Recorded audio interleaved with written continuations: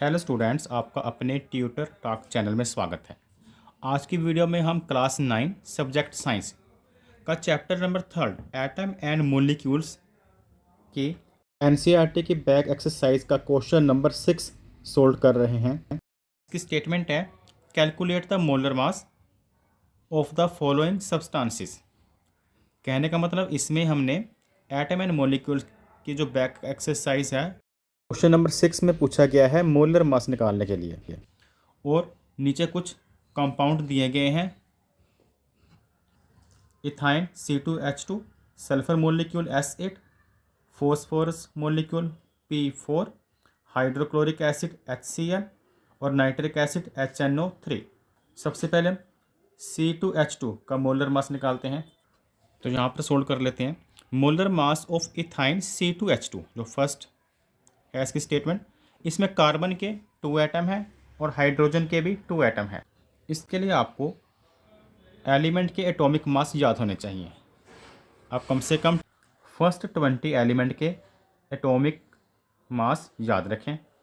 तो इस केस में कार्बन के 2 एटम है, हाइड्रोजन के भी 2 एटम, तो लिख लिया 2 multiply atomic mass of carbon plus 2 multiply, यहाँ पे शॉर्ट में लिख दिया, एटॉमिक मास ऑफ हाइड्रोजन। तो कार्बन का एटॉमिक मास है 12 और हाइड्रोजन का एटॉमिक मास है 1। तो यहाँ पर लिख लेंगे हम 2 मल्टीप्लाई कार्बन का जितना भी एटॉमिक मास था 12 है, और यहाँ से भी हाइड्रोजन के भी 2 एटम है, 2 मल्टीप्लाई हाइड्रोजन का एटॉमिक मास 1।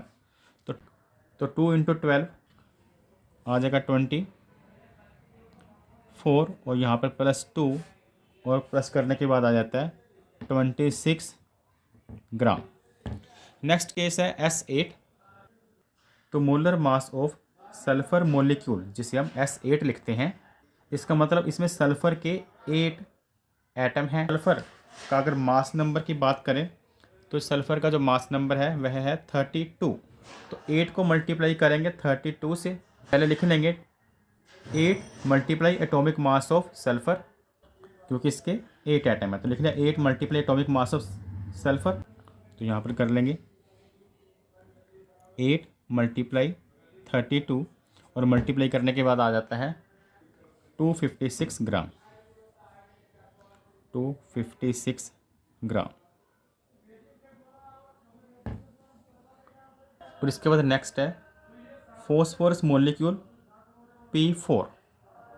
तो यहाँ पर लिख लेते हैं मोलर मास ऑफ P4, और इसमें फॉस्फोरस के कितने एटम है? 4 एटम है, तो लिखेंगे 4 multiply atomic mass of phosphorus, और फॉस्फोरस का एटॉमिक मास होता है 31। अगर यहाँ पे देखें तो फॉस्फोरस का एटॉमिक नंबर है 15 और मास नंबर उसका है 31। तो 4 को 31 से करेंगे मल्टीप्लाई, और कैलकुलेशन के बाद यहाँ पर आ जाएगा 124 ग्राम। 4 को 31 से मल्टीप्लाई किया 124 ग्राम, ये आ गया मोलर मास ऑफ P4। अब नेक्स्ट हमारे पास है हाइड्रोक्लोरिक एसिड यानी कि HCl।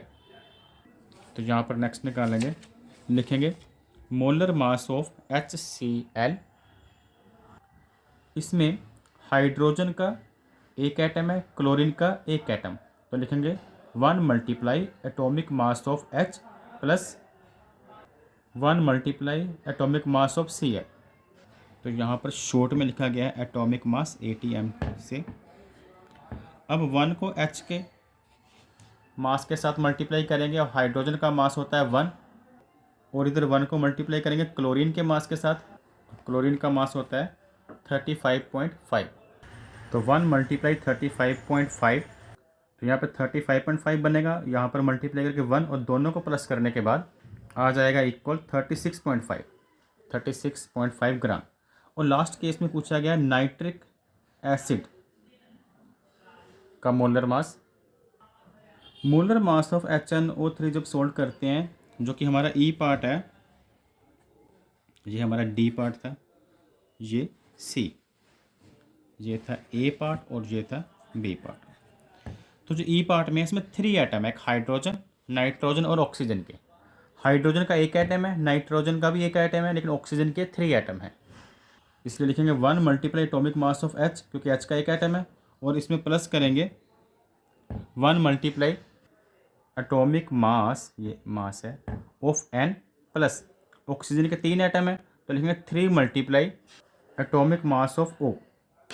तो यहाँ पर हाइड्रोजन का 1 एटम, नाइट्रोजन का भी 1 एटम और ऑक्सीजन के 3 एटम। हाइड्रोजन का तो लिखेंगे 1 मल्टीप्लाई 1 क्योंकि उसका एटॉमिक मास 1 होता है। और नाइट्रोजन का एटॉमिक मास कितना होता है?